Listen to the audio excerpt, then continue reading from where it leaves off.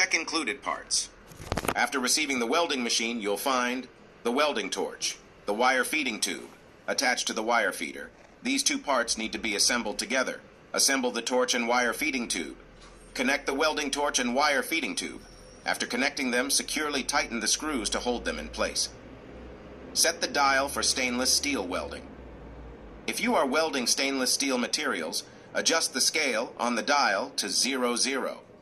If the dial is not aligned correctly, loosen it, adjust it to the 00 position, and straighten the torch nozzle.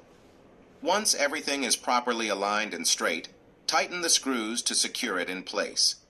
Adjust the wire feeding tube length, if necessary. The default wire feeding tube length is preset, as shown in the instructional video, and should fit well in most cases. If the tube is too long or too short, use the small wrench provided to loosen the screws on the tube. Adjust its length to the appropriate size.